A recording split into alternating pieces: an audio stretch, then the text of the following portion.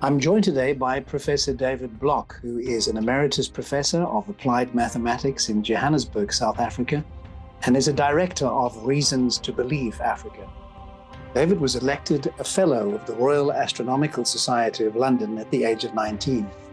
He's the only scientist on the continent of Africa whose research is twice featured on the cover of one of the planet's most prestigious scientific journals, Nature. His resume includes being a visiting astronomer at Harvard University and the Australian National University. He also accompanied Professor Stephen Hawking to meet Nelson Mandela. David is married to Elizabeth, and they have 3 adult sons, Aaron, Tevye, and Nathaniel. My second guest is Philip Yancey, one of the best-selling contemporary Christian authors. Philip's books have sold more than 15 million copies in English and have been translated into 40 languages. 2 of his books have won the ECPA's Christian Book of the Year Award, the Jesus I Never Knew book from 1996, and his 1998 publication, What's So Amazing About Grace. Philip is published by Hachette, HarperCollins Christian Publishing, InterVarsity Press, and Penguin Random House, some of our planet's most legendary Christian publishers. Philip Yancey has interviewed 2 US presidents and other notable people such as Bono, Billy Graham, and the authors Annie Dillard, John Updike, and Henri Nouwen. Former US President Jimmy Carter called Yancey my favorite modern author. Join me, your host, Andy Brough, as I chat to Philip and David about God, the galaxies, and grace. Absolutely. Thank you. Well, Philip, David, it's just a real joy to have you both with me on the podcast today.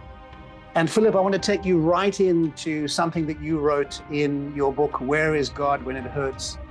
As we look back on the speck of eternity that was the history of this planet, we'll be impressed not by its importance, but by its smallness. From the viewpoint of the Andromeda Galaxy, the holocaustic destruction of our entire solar system will be barely visible. A match flaring faintly in the distance and then imploding in permanent darkness. Yet for this burnt out match, God sacrificed himself. Tell me about that, Philip. Tell me about what you were thinking as you penned those words in that such well-received publication. Best estimates I've heard lately from astronomers is that there may be as many as 2 trillion galaxies in the universe. We simply don't know, hey, Philip. It's incredible. Yeah, I mean, there was an experiment with the Hubble Space Telescope where every time the Hubble orbited Earth, it would zero in, focus in on one little tiny speck that was completely dark. And they wondered, if we keep looking at this speck, maybe there's something there after all. And I'm talking about a speck, if you hold a grain of sand out at arm's length, that's the size that they were photographing. And you can Google it and just look up the extreme deep field or the ultra deep field, and you'll find that in that speck we thought was dark, was nothing, were 10,000 galaxies. 10,000 galaxies, each one with maybe 100 billion to 200 billion stars. And here we are, one of 2 trillion galaxies, one of several 100 billion stars in the Milky Way galaxy, our home, this tiny little planet orbiting around this one sun. And yet the story that we get in the Bible is that God gave himself for that planet. He joined us on planet Earth. And that is the paradigm of what grace is all about. For God so loved the world that he gave his only son. Even back in the Psalms, in Psalms 8, they're wondering, what are human beings that you even care about us, that you even know that we exist? But the story we have is that God is a God of infinite love. And this entire experiment of planet Earth was an exercise of love. God is love, but you've got to have something to love. Love doesn't exist on its own. It needs an object. Here we have Pope Urban VIII, who defended this viewpoint to the hilt, that everything orbits the Earth. We call that the geocentric universe, that everything orbits the Earth. Then suddenly the Earth is being displaced because, as you point out in that beautiful piece and in other blogs read by Andy, is that the Andromeda galaxy came next. So man was being dethroned yet more. And now, of course, the Hubble Deep Field, and then the James Webb Space Telescope, looking back, some 14 billion years in time. So we've really been dethroned over and over again. Would you regard that as a rather humbling experience for us, Philip? You could look at it that way. On the other hand, I would see it as an ennobling experience, that God does care about us. And that's what the psalmist is marveling at. I can't believe that God even cares about us, but we're told that God cares about us so much that he became one of us to rescue us and to redeem the earth and to restore it to the planet that God had in mind with creation in the first place. So you can look at it either way, as humiliation or as ennoblement. I think that in John chapter 1, one just got such a beautiful description of, in the beginning was the Word, and the Word, was with God, and the Word was God. All things, including the galaxy behind me, NGC 628, I believe, is all things were made by him, and not any one thing was made without him. And as Andy has read in that lovely clip of yours, we beheld his glory, and we beheld grace and truth. How do you see that all playing out? Grace and truth, because in the Old Testament, it's always kind of wrath and truth. Right. Well, let me talk about how it plays out in church history, because last I heard there were 45,000 different denominations in the world. And the reason there are 45,000 is that there used to be only 44,999. And then some man, usually a man, got the idea, I know a little bit more truth than all the rest, so I'm going to start my own denomination. So the church has done a really good job working on that truth angle. We have church councils, we have creeds, we have agreements of what we believe, that you have to sign statements of faith to work to work as a pastor in many denominations. But as John said, Jesus came full of grace and truth. And I keep writing about grace because I wish the church worked as hard to express God's grace and God's love and God's mercy as we have worked to discover God's truth. Truth is important, for sure. But grace is the means in which we are attracted to the truth and get to know the God. The old Shema prayer, God is full of mercy and grace. God is love. Jews used to say that every day. And the Shema, yes. Shema Israel, Adonai Eloheinu, Adonai Echad, and God is one. Absolutely. Good job, David. Well, I was raised as an Orthodox Jew, as Andy knows. Philip, as I read your memoir, and what a beautiful piece of writing that is, you talk about these two main themes, the one of suffering, and your book and your life depicts a lot of that, but you also talk about the grace that you've referred to. For people who may not have read your writings, how do you square up this God of sovereignty and the world of pain in which we find ourselves, and much of the pain that you write so vulnerably about in many of your books, and particularly in this fantastic memoir? Yes, I did finally write my secrets in the memoir called Where the Light Fell.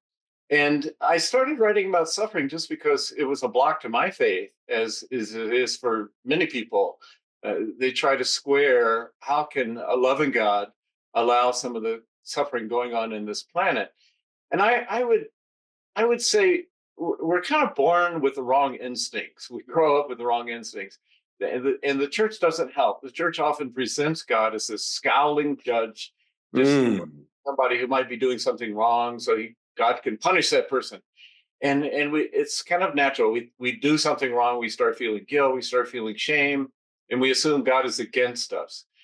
And the same is true when pain happens. When you get a diagnosis of an illness, people immediately think, well, God is punishing me. God does this for me. Well, what we are taught clearly in the Bible is that God created this beautiful, extraordinary planet, but it's not the kind of planet that God truly wanted. It's a broken planet or an invaded planet. It's been spoiled. That's a phrase that C.S. Lewis used to use. It's a good world spoiled, and it is a good world. I was attracted to God by the goodness and the beauties of nature and romantic love and music and those kind of things, positive things that I had not received from the church, but they brought me back to the church when I wanted to know the God who created those things. What I learned about suffering, I learned primarily from Jesus. And what I learned is that God is always on the side of the sufferer, not against the sufferer, not causing the pain. Jesus never gave a lecture when somebody came to him with whether it was a person who's lame or a person who's blind, no matter what. He never said, okay, now go back and get your theology straight, and then maybe God will like you, and then maybe I will heal you. What he said was, God wants you well. I have not come to solve the problem of pain on earth, but I'm going to give you enough signs so that you realize that one day my Father plans to restore this planet to the original ideal of what it should be. And John, the book of John, constantly calls those signs. They're signs of what God can do. So it's important to realize that God is on the side of the one suffering, and God is no more pleased with the things that happen on planet Earth than we are. You think of the things going on in the world right now, in the Middle East and in Ukraine, and how upset we are, and if only we could solve those things. And God has kind of the same attitude. God is not happy about what's going on, and God does plan to restore that earth one day. Jesus gave us the signs and the proof that God has the ability to address those issues and will someday. But while we're living here, it's important to realize, if you want to know what God is like, or how God feels about what you're going through, just follow Jesus around and see how he handles people who are suffering. A widow who has just lost her only son, or even a Roman soldier, an enemy soldier whose servant has grown ill. Every time Jesus is confronted with a situation like that, he applies mercy and grace and forgiveness and love and healing. And that is a picture of God that we see in Jesus, and it's a symbol of what's going to happen in a cosmic sense someday. In fact, Philip, you're right. The New Testament presents suffering as a bad thing. Jesus, after all, devoted himself to acts of healing, yet one that can be redeemed. And then you say, we have hope that on this broken planet, pain can somehow can be useful, even redemptive. Does that mean we just end up waiting until he comes back, or can we live in the now of the victory of kingdom life? Mm-hmm. It's a great question. And I'm a journalist. I've been at this for almost 50 years now. And one day I sat down and just reviewed all the people that I've interviewed and written stories about. And there are some people who just seem to have an easy life, and they're successful, they're prosperous, and things seem to come easily for them. And there are other people who just struggle and have problems with their children or have problems with their personal health, and life just seems to be a great struggle. And yet, as I look back on those people, I find it's more likely that the latter group, the group who struggles, that they are the ones who are better stewards of their gifts. Their gifts are, in some cases, suffering or family dysfunction and those kinds of things. And that's a pattern that you see all the way through the Bible. If you go back to the Old Testament and you look at the kings, and one queen of Israel, a reigning queen, when things were going well, when they were winning their wars, when the country was relatively prosperous, again and again the prophets say they forgot about God. They forgot about God. It's when they were going through hard times that they would cry out to God. And that seems to be kind of a pattern among most of us. And when I look back on the people that I've interviewed, the ones who impressed me are the ones who redeemed their pain, allowed God to redeem their pain. And that's a pattern that I see. We don't get a promise that God will take away whatever problems you run into. Quite the opposite. In fact, Jesus said, expect difficulties. You live on a broken, expect persecution even. But we do have the promise that God can take bad things and turn them into good things. I like to call God the great recycler. And all over the world, Christians wear this little cross emblem around their necks. You think about that, the execution of God's own son, the worst thing that could happen in history. Yet it's a day that we call Good Friday, not Bad Friday, Dark Friday, Sad Friday, Tragic Friday, but Good Friday, because God took this thing that looked like the worst thing that could possibly happen and turned it into a great good, the salvation of the earth and the ultimate defeat of death, as shown in the resurrection that happened a few days later. And that's the pattern. We have the promise, not that God's going to solve every problem for us, but that God can use even those problems. And when I wrote my own biography, there are a lot of things growing up that I wish were different or did at the time, but now I can see how, as Paul said, they can all fit together in a way that God can use them to make us more into the kind of people God wants us to be. For you, how do you square that up with your faith, David?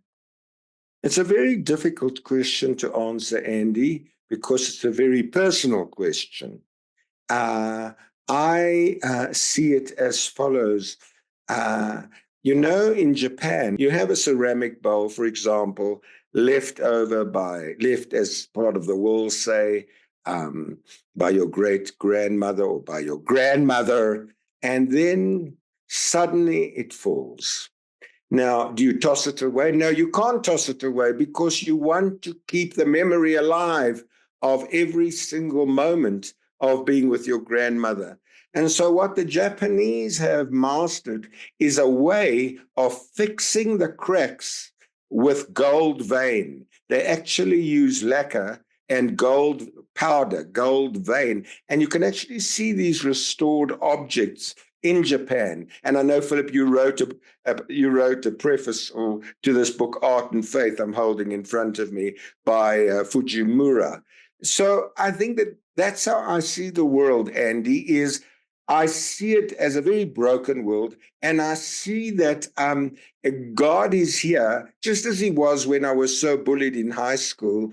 God is here, and my world was broken then, finished. My world in high school was totally shattered, which is why on the cover of my book on bullying, you've got a profile of David Block with shattered glass. My world was totally shattered. There's a story to that. Just like with the ceramic bowl from the beloved grandmother, there's a story to that. Now, does God toss us away? No, God doesn't toss us away. But he puts the pieces together in such a way that the scars are the most visible in the restored pot and lacquer. It's, to me, a very beautiful image. I think it's in the Psalms we read, we are broken vessels, says the psalmist. And that's how I always feel. But thank God, by his grace, he doesn't throw the bowl away, doesn't throw Dave Block away, or any one of us away. He restores us moment by moment, and it becomes a glorious, harmonious piece of art. Pascal was very big on this. L'esprit de finesse, the spirit of finesse, the spirit of the great restorer. I mean, Philip wrote so much about this, even in his book with Dr. Paul Brand. He's the great restorer of the broken vessel. Everyone has got a broken heart, I believe. And that's why God says he telleth the numbers of the stars by name. He healeth who? He healeth the broken in heart. And so we are all vessels broken. And through the crucifixion, through the resurrection, and through the Holy Spirit, now he restores us moment by moment. That's actually how I see it. I don't know if you want to add to that, Philip or Andy. Well, I love that symbol as well. And you don't know this, David, but I participated in the 20th anniversary of the Columbine shootings at Columbine High School, which kind of started this terrible parade of school shootings in the United States over the last 20 years. And Mako Fujimura was there. I spent Wow. with Wow. Mako, and Wow. Mako presented a kintsugi bowl that he had made with the molten gold, putting this Oh, this wow. 100-year-old bowl back together. He presented it to the school where it's displayed in the case Mm-hmm. inside the school Mm-hmm. right now. Wow. And it was just a beautiful picture because one after one, various uh, high school kids in when it happened 20 years ago came up and gave their stories about how they had been shattered by this experience and had gone through all sorts of therapy and one good friend of mine had her shoulder blown off and she trained as a nurse, but then she wasn't able to do it for very long and she just wrestled with those problems. And then they would always reflect, and this is how God used it in my life and in the Mm, lives of others, because mm, people were well known. The victims at Columbine were pretty well known, and she would get stopped in the grocery store or at a petrol station, and and that became her witness. That became her life work, to bearing witness that mm, despite tragedy, mm. tragedy itself can be used for good. And the Kintsugi Bowl ceremony that I participated in, it was a beautiful symbol of that. Well, I never knew about that because in this book, Art and Faith, which you so brilliantly endorsed, he's got little chapters on the kintsugi, as an art form, the beauty of brokenness. Now, Philip, this is true. When I switch on the news, we live in such a broken world. As you alluded to earlier, C.S. Lewis, the world is shattered, the world is broken, but we have a restorer with a capital R, whose presence we can seek every single day. And I think that's the truth to bring to people. I live in South Africa, as you well know, Philip. Andy and I are both in South Africa. And I remember certain theologians, in particular the late Johann Haynes, and he was the leader of the Dutch Reformed Church in South Africa. And eventually he said, I've carried this theology for many decades, but as the head of the NG Church in South Africa, but apartheid is a sin. That's what he said.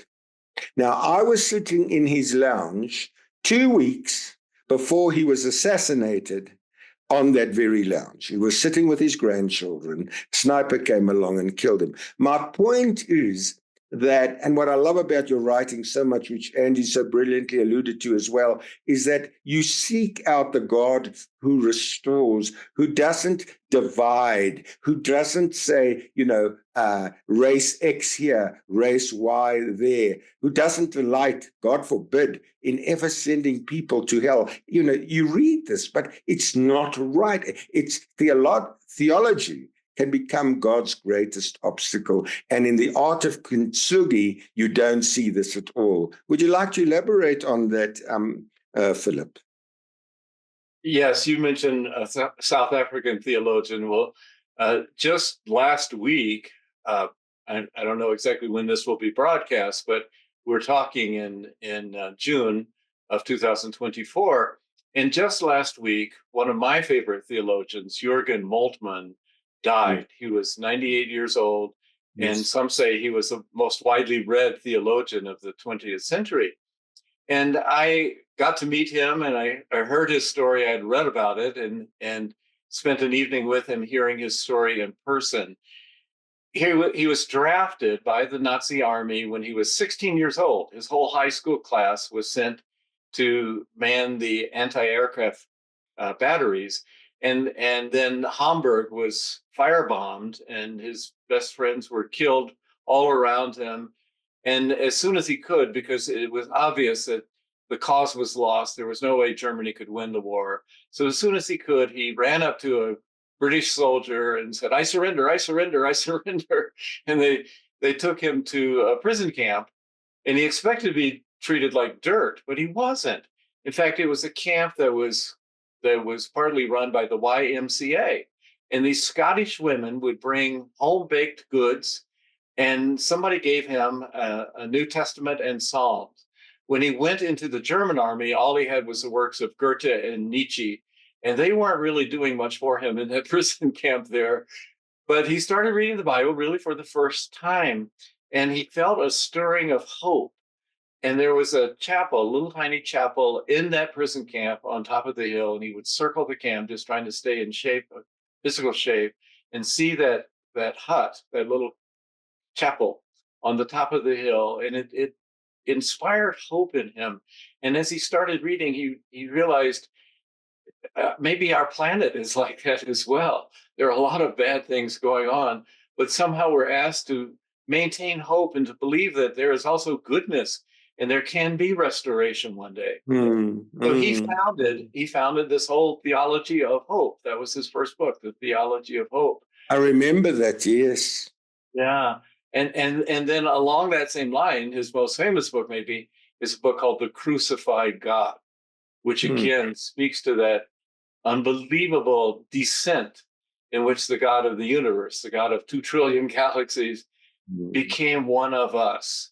Some people translate that verse in John. It said he tabernacled among us. He pitched his tent among us. God became one of us, a fellow pilgrim on this earth. Quote Richard Seltzer, and I wanted to ask you about this notion of the writer, and I talk to you as a fellow author, who attempts to bring the wound of childhood with words, knowing that all the while, should the wound heal, he would no longer be a writer. What would you say to those who somewhat skeptically might think that that's really what your business has been? It's just writing about pain, because the more you do that, the more it gives you a sense of identity, that ultimately, if there was no pain, you'd have nothing to write about. What is your response? What is your response to that? Well, what surprised me when I first started writing about pain, like most people, I immediately thought of pain as the enemy. If only we had a world without pain, what a great world that would be. And then I found quite to the contrary in my work with Dr. Paul Brand that pain is actually a gift. In fact, we once titled a book, Pain, the Gift That Nobody Wants. And it became the book that nobody wants. So we retitled it The Gift of Pain, and then that's done better. And he was the one who established for all time that virtually, indeed, all of the damage that you see and we associate with the disease leprosy comes because they don't feel pain. So a very simple illustration, about a third of people with leprosy go blind. They go blind because we have this tiny little pain cell in our eye that makes us blink every few seconds. You blink thousands of times a day. We don't even think about it. If you do think about it, if you say, okay, I'm just going to stop blinking here and hold my eye like this, you'll feel excruciating pain rather shortly. Your eye will dry out and it's telling you, I want to blink, I want to blink. Well, a person with leprosy doesn't have that pain cell working. And so he doesn't blink, she doesn't blink, and about a third of them go blind because their eyes dry out. And Dr. Brand said, if I had one gift I could give my leprosy patients, it would be the gift of pain. So what I learned, and it's very parallel to what we've been talking about in a almost theological way, is that things that we think are bad for us can actually be used for our good. They keep us alive. They keep us healthy. That's powerful. Yeah. At a cellular level, in fact, all through your body, you have pains that organs feel that are specific to that organ. So that, for example, you feel the pain of gas if you have an intestinal problem and you feel gas, and it can be excruciating. But you could actually, if you could go through the skin without causing pain, you could cut your intestine with a knife and you would feel nothing, because that's not a danger. Your body only has pains to protect the particular danger of the part that is at risk. So even things that we want to say there's no use for this, it's kind of a waste, what a mistake. The more you look at it, the more you realize that we really are fearfully and wonderfully made, and our entire universe is fearfully and wonderfully made. At the same time, it has been corrupted, it has been spoiled, and we have the promise that God can take even those broken parts and put them back. Mm, it's so powerful because that's the God I know, Philip and Andy, is the God who delight. The Lord is my shepherd; I shall not want. Isn't that a glorious verse? In times of adversity or pain, that He's actually gone before me in the pain. He doesn't decry the pain. He doesn't decry the story of suffering. I was at Auschwitz. He doesn't decry. I'll never forget Philip placing my hand on the wall where so many Jews were shot dead. The actual wall, not the gas chambers, but the actual wall. And I put my hand on it, and for about 3 minutes, I couldn't take it off. It was as if the Holy Spirit of God was so much feeling the pain of the people who had suffered that He wouldn't allow me to take my hand. It was like a magnet on that wall. It's only about 3 minutes I felt I could pull it away. Such was the presence of God in my hand, identifying with pain. And I think that's what's so important in all of this discussion is God is the God of ultimate pain. Yeah. And of ultimate healing, and God can use those difficult times. I have spent time just reading through the transcripts of the Truth and Reconciliation Commission in Yes. country in South Africa, and what an example of a painful time that it's so hard to go back and hear that testimony, to read it, and yet that's an important step in healing. If you keep covering up the wound, it will never heal. You have to Right. let it out into the light. Right. And Right.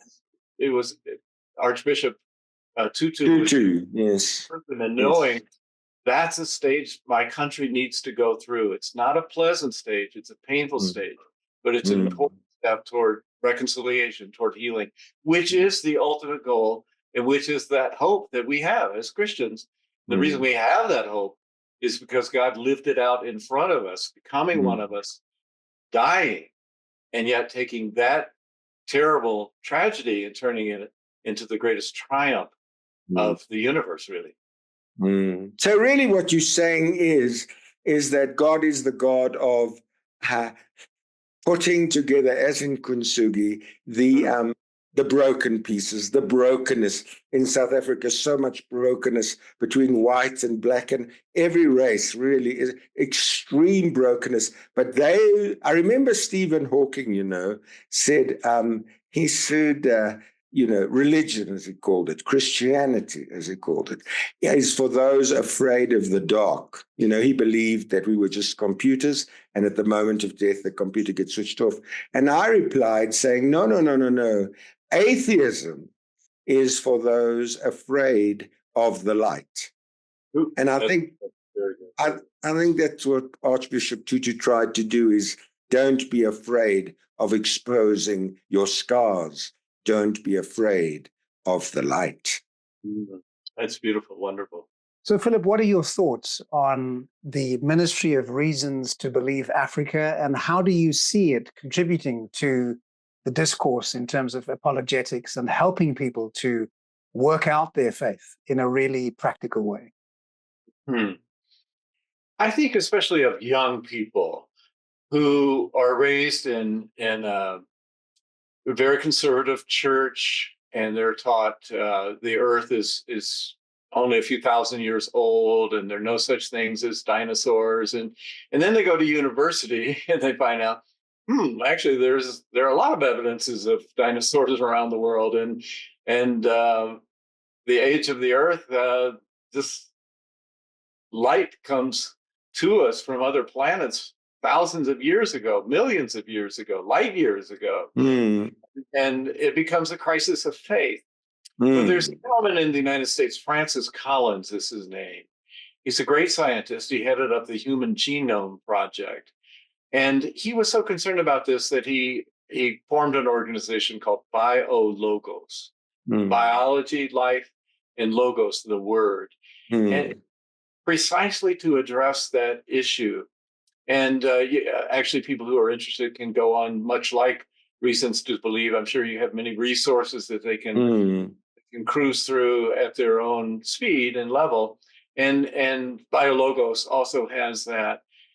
And Francis Collins picks up what is kind of an ancient phrase. Some of the early people like Augustine talk about the two books of God, the book of nature and the Bible.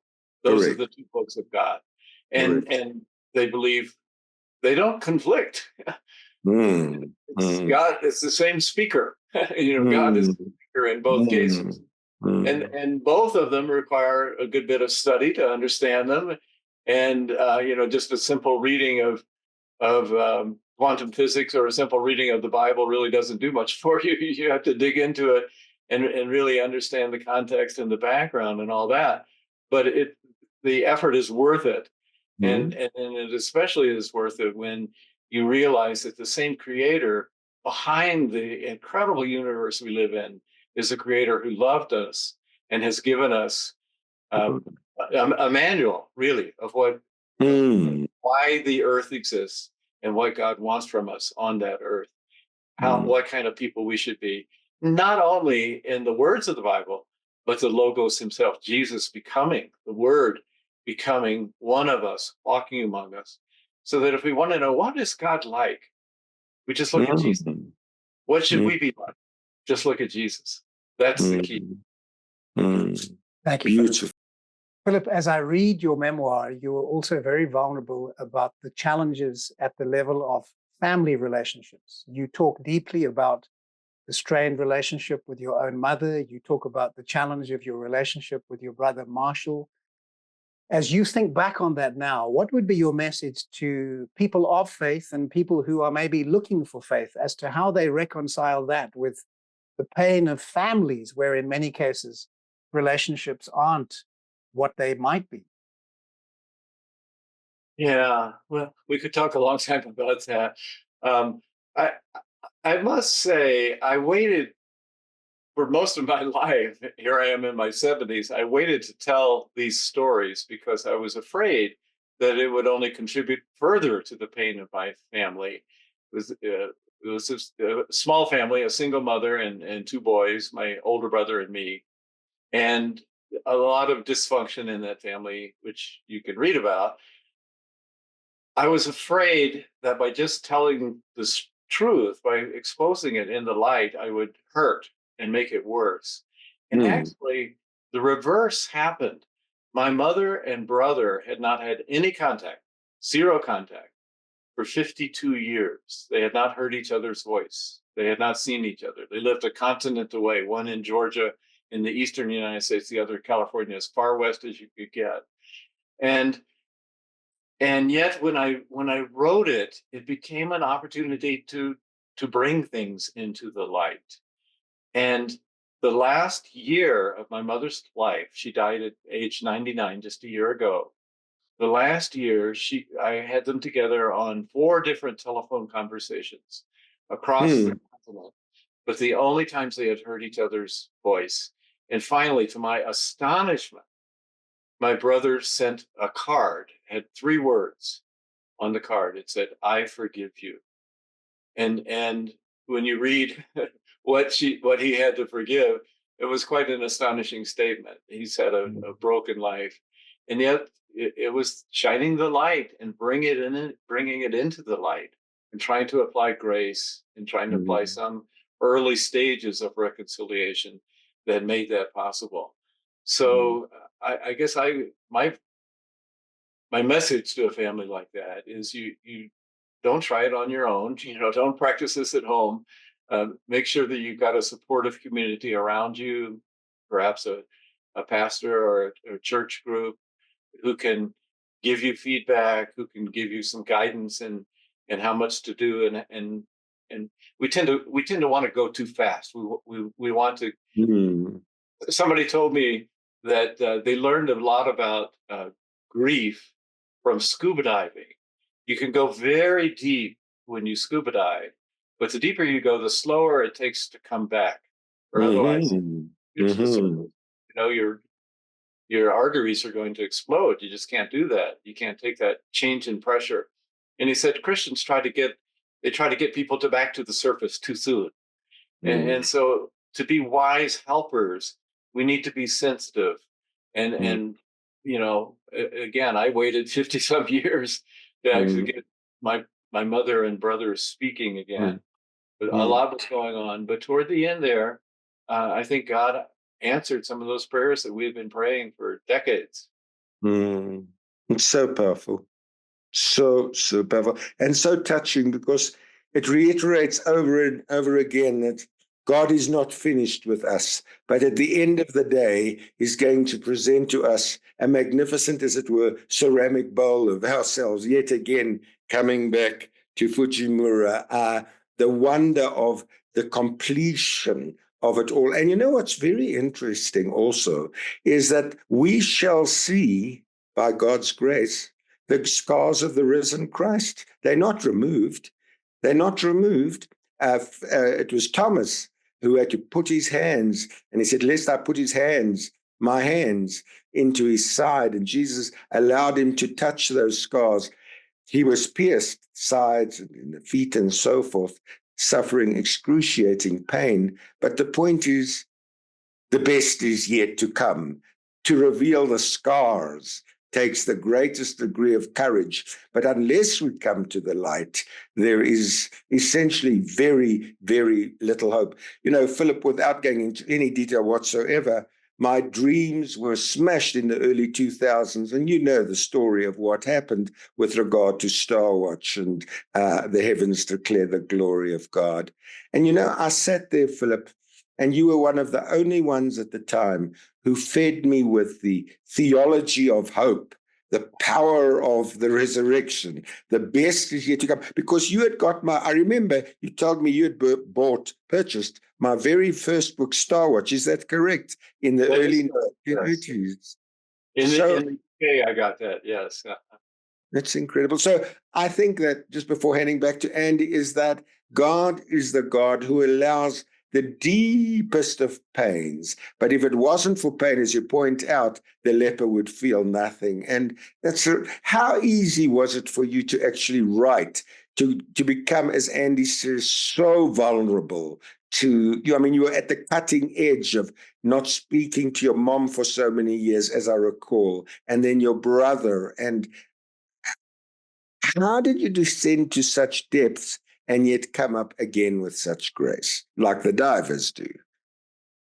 My wife worried about that. I often will go out into the mountains. I live in Colorado, a mountainous state, and I go to a little place where I do my writing, just away from the telephone and computers and all that.